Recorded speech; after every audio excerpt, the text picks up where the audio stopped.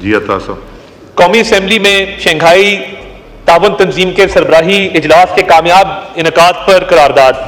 ये ऐवान शंघाई ताउन तंजीम SCO के सरबराहान हुकूमत की काउंसिल के 23वें इजलास के कामयाब इनकाद पर सदर पाकिस्तान जनाब आसिफ अली जरदारी, वज़ीर आज़म पाकिस्तान मोहम्मद शहबाज शरीफ जिन्होंने इस इजलास की सदारत की, हुकूमत पाकिस्तान, काबीना और पाकिस्तान की अवाम को मुबारकबाद पेश करता है।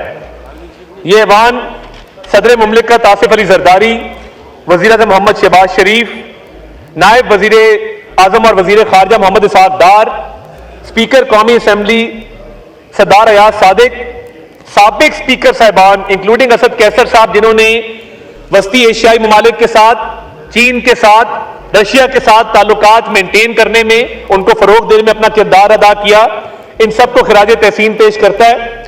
ये ऐवान SCO के अहदाफ और मकासद के हसूल के लिए हुकूमत पाकिस्तान की जानिब से मुकम्मल हिमायत के अज़म के इजहार को सराहता है। ये ऐवान समझता है कि 27 साल बाद पाकिस्तान में शंघाई ताउन तंजीम जैसा कोई बड़ा इवेंट कामयाबी से मुनक्कद हुआ। शंघाई ताउन तंजीम सरबराह इजलास की मेज़बानी पाकिस्तान के लिए एक अहम संग मील है। ये ऐवान हुकूमत को सफारती महाज पर मिलने वाली कामयाबियों पर खिराज तहसीन पेश करता है। ये ऐवान समझता है कि SCO सरबराही इजलास से पाकिस्तान का मुस्बत तशख़्ख़ुस उभरा है। SCO सरबराही इजलास के कामयाब इनकाद से पाकिस्तान को इलाकाई तजारत, अमन और इस्तेहकाम को फ़रोग़ मिलेगा। ये ऐवान शंघाई ताउन तंजीम के खित्ते में सियासी, इक़्तिसादी, दिफाई और सलामती के मसाइल पर अहम किरदार को तस्लीम करता है।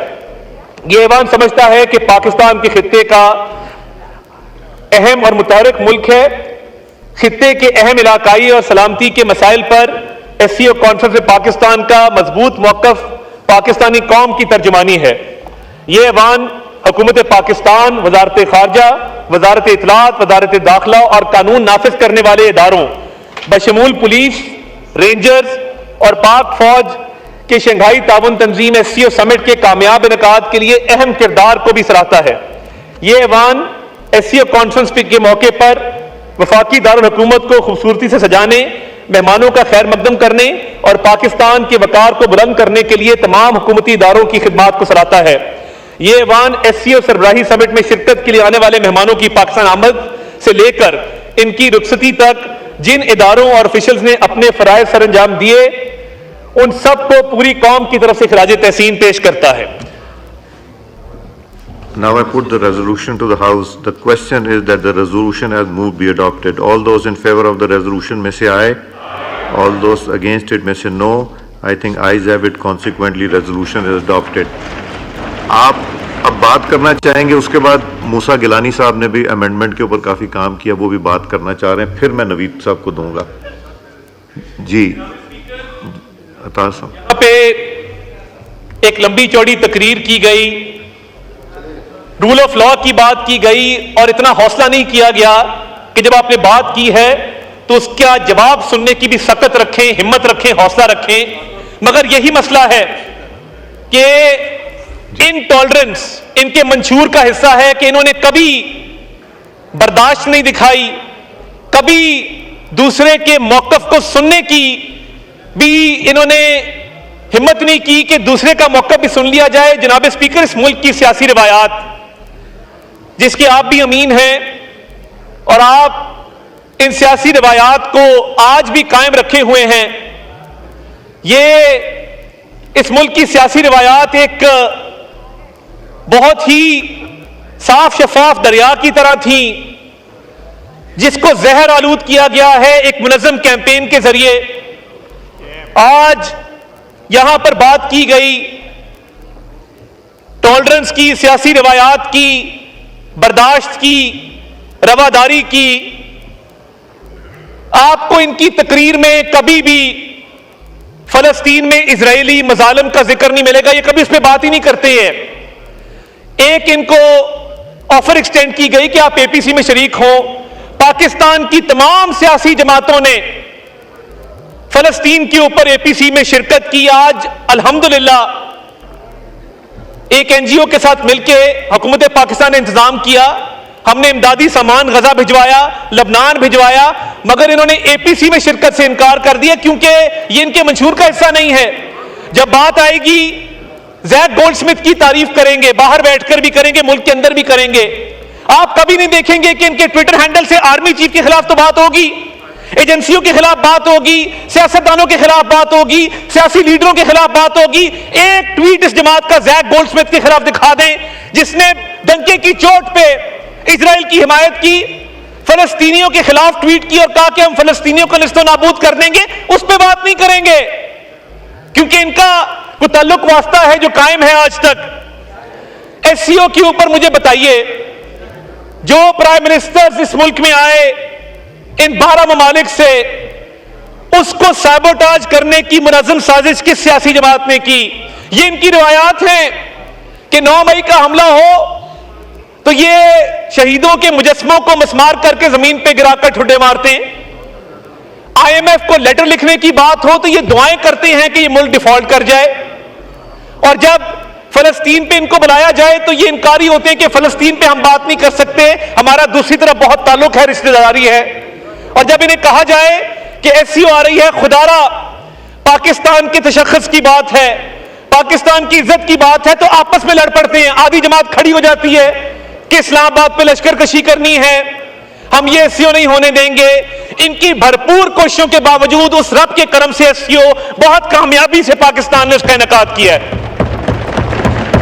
जनाब स्पीकर, ये वो सियासी रिवायात हैं, हम और पीपल्स पार्टी, हमारी एक तलखी की पूरी तारीख है, हमारी सियासी मुखालफत की तारीख है, मगर मुझे फख्र है कि उस मुखालफत के अंदर सियासी दुश्मनी नहीं थी, उस मुखालफत में भी रवादारी थी, सियासी रिवायात का ख्याल रखा जाता था। मोहतरमा की शहादत हुई, सबसे पहले मियां नवाज शरीफ साहब अस्पताल पहुंचे और वहां मौजूद रहे कि एक दूसरे की खुशी गमी में शरीक होना हम अपना फर्ज समझते हैं, हम लाजिम समझते हैं। मगर एक लीडर आया, उसने क्या कहा कि इनकी तकरीबात में कोई ना जाए, इनसे हाथ कोई ना मिलाए, इनकी खुशी गमी में शरीक ना हो। सियासी मुखालफत को सियासी दुश्मनी में बदलने का जो इस मुल्क में रीत डली है वो बानी चेयरमैन पीटीआई ने डाली। और आज लिमिट्स की बात हो रही है। हमारी शराफत को, हमारी रवादारी को हमेशा हमारी कमजोरी समझा गया। 2013 के इलेक्शन में बानी चेयरमैन पीटीआई क्रेन से गिर जाते हैं और जख्मी हो जाते हैं। जनाब स्पीकर, आप वहां मौजूद थे जब मियां नवाज शरीफ ने अपनी इलेक्शन कैंपेन मुअत्तल की और उन्होंने कहा हमारा सियासी मुखालिफ जख्मी हुआ है, हम अपनी इलेक्शन कैंपेन भी मुअत्तल करते हैं और हम जाके उसकी तीमारदारी भी करेंगे। पूरी पार्टी को लेकर गए और शौकत खानम अस्पताल में जाके बानी चेयरमैन पीटीआई की तीमारदारी की। इलेक्शन खत्म हुए तो दोस्ती का हाथ बढ़ाया, खुद चल के बनी गाला गए और कहा कि खान साहब इलेक्शन खत्म हो गए हैं, आप हार गए हैं, हम जीत गए हैं। हम चाहते हैं कि इस मुल्क की मईशत की बेहतरी के लिए, इस मुल्क की आवाम की बेहतरी के लिए हम मिलजुल के इस मुल्क को आगे लेकर चले। कमजोरी समझा गया। जो लीडर चाहता था कि इस मुल्क में वो रिवायात कायम रहें और सियासतदान आपस में बातचीत करें और मिलकर इस मुल्क को आगे लेकर चलें, उस लीडर के साथ ये सलूक किया गया कि उसकी अहलिया बिस्तरे मर्ग पर थी और एक फोन कॉल की इजाजत देने की गवारा नहीं किया इन्होंने। जनाब स्पीकर, ये आज खवातीन की बात करते हैं और कहते हैं कि जी खवातीन के साथ बहुत बुरा सलूक किया जा रहा है। तो मुझे बताएं कि लोगों की बहनों बेटियों को अदालतों में घसीटने की रिवायत इस मुल्क में किसने डाली थी? क्या फरियाल तालपुर किसी की बहन नहीं थी जिसको आधी रात को, चांद रात को अस्पताल से जेल में भेजा गया? क्या मरियम नवाज शरीफ किसी की बेटी नहीं थी जिसको बाप के सामने झूठे केस में दूसरी बारी गिरफ्तार किया गया? क्या शहबाज शरीफ की बेटियां जिनके घरों के घेराव किए गए, जिनको मुकदमात में मुलव्वस किया गया, अलीम खान साहब की फैमिली पर पर्चे दिए गए, जहांगीर तरीन की फैमिली पर पर्चे दिए गए, क्या वो किसी की बहनें बेटियां नहीं थी? क्या जब राना सनाउल्लाह के ऊपर हेरोइन डाली जा रही थी, क्या कोई बताने वाला नहीं था कि इसका भी खानदान है, इसकी भी एक बीवी है, इसकी भी एक बेटी है? तब कह रहा था कि मैं मूंछों से पकड़ के जेल में डाल दूंगा। जनाब स्पीकर, मैं इस बात का चश्मदीद गवाह हूं कि मियां नवाज शरीफ, मियां शहबाज शरीफ की वालदा इंतकाल कर गई और एहतसाब अदालत के जज को ऑर्डर थे उन लोगों के जो मुल्क से भाग चुके हुए हैं। वो एक मिर्जा मिर्जा होता था, मेरे कहते थे ये भाग जाएंगे, आप लोग रह जाएंगे। ये इस तरह की सियासी दुश्मनी मत डालें। वालदा की मैयत पड़ी और जज साहब कहते मैं जिरा करके रहूंगा क्योंकि ऊपर से ऑर्डर थे। आज जो ये यहां पे चीख चीख के कहा जा रहा है कि खवातीन को सियासत के अंदर सियासी इंतकाम का निशाना बनाया जा रहा है, मुझे बता दें, ये मैंने 3 मिसालें आपको दी हैं, इसके साथ की एक मिसाल भी आपके पास हो तो मैं तकरीर खत्म करके चला जाता हूं।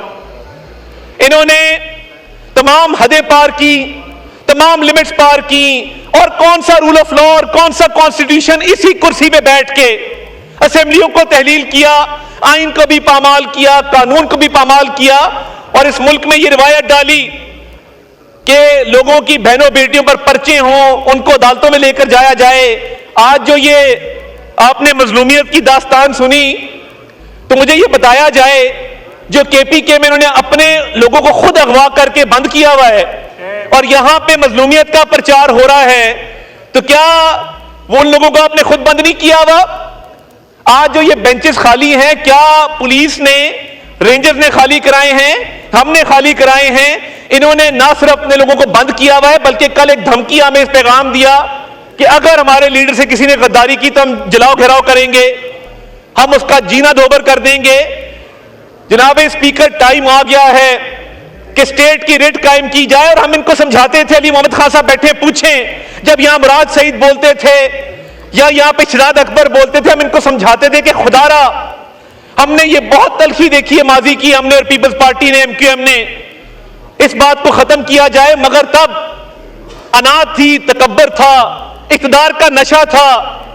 तो आज ये जो झूठा बयानिया बनाया जा रहा है कि जी मेंबर्स के साथ ये हो गया, मेंबर्स के साथ वो हो गया, आज आप भी बैठे हैं, आप इनको रिस्पॉन्ड भी करते हैं, इनके ग्रीवेंसेस को रिड्रेस भी करते हैं, मगर इन्होंने हमेशा हमारी शराफत को हमारी कमजोरी समझा। इन्होंने उस दौर में, वो स्याह तरीन दौर था 2018 से 2022 का, आज जो एससीओ हुई है, मैं वापस मौजू की तरफ आऊंगा। थोड़ा चाहता था कि इनको आईना भी दिखाया जाए कि इनका अपना तर्ज अमल क्या था और ये बहनों बेटियों की इज्जत के साथ क्या करते थे, और इंतकामी सियासत के अंदर जो इन्होंने आखिरी हद तक गए हैं, उसकी मिसाल आपको पाकिस्तान की तारीख में नहीं मिलेगी। तो एससीओ का जो इनकाद हुआ है, यही थे जो दूसरे मुल्कों में जाके कहते थे कि हम आपकी सकाफत को भी आपसे बेहतर जानते हैं, आपकी तारीख को भी आपसे बेहतर जानते हैं, आपके मुल्क को भी आपसे बेहतर जानते हैं, और पाकिस्तान को आलमी तन्हाई का शिकार किया, मशरिक भी नाराज किया, मगरिब भी नाराज किया।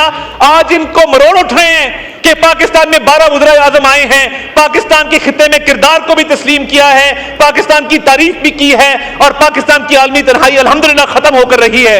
ये इनको हजम नहीं हो रहा, ये इनको हजम नहीं हो रहा कि एससीओ का इजलास कामयाब कैसे हो गया। तो खुदारा, हम बदतरीन सियासी इंतकाम के होते हुए भी हमने मिसाके मईशत की बात इन्हीं बेंचेस से की थी। जनाब स्पीकर, आप गवाह हैं, यही खड़े होकर शहबाज शरीफ साहब ने कहा था कि ये पूरी फ्रंट लाइन जेलों के अंदर है। ये उमर अयूब साहब की कुर्सी से लेकर अली मोहम्मद खान साहब की कुर्सी तक तमाम लोग जेलों में थे, ये पूरी फ्रंट लाइन यहां से गायब थी। फिर भी वो खड़े हुए, उन्होंने कहा कि हम मिसाके मईशत करते हैं इस मुल्क की खातिर, इस कौम की खातिर, इस कौम के मुस्तकबिल की खातिर।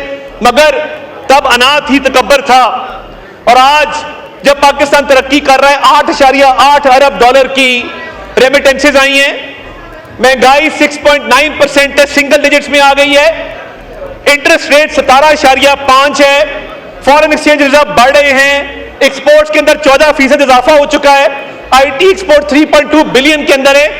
ये वो लोग हैं जो कहते हैं कि फलां नहीं तो पाकिस्तान नहीं। मैं ये अल्लाह के नामों के नीचे खड़ा होकर कहता हूं कि कोई सियासी लीडर, कोई सियासी जमात पाकिस्तान से बड़ी नहीं है। और जिस दिन ये कोई समझ ले कि कोई सियासी लीडर पाकिस्तान से बड़ा है, तो फिर उसको कोई हक नहीं है कि उस मुल्क में सियासत करे। ये मुल्क है तो ये सियासत है, ये मुल्क है तो ये वजारतें हैं, ये मुल्क है तो ये ऐवान है। तो जनाब स्पीकर, एससीओ के कामयाब इनकाद पर पूरी कौम को मुबारकबाद पेश करते हैं और हम समझते हैं कि पाकिस्तान का जो बैनुल-अक़वामी सतह पर तशख़्ख़ुस बहाल हुआ है उससे इंशाअल्लाह ताला हमारी इकोनॉमिक सिचुएशन भी बेहतर होगी। बहुत बहुत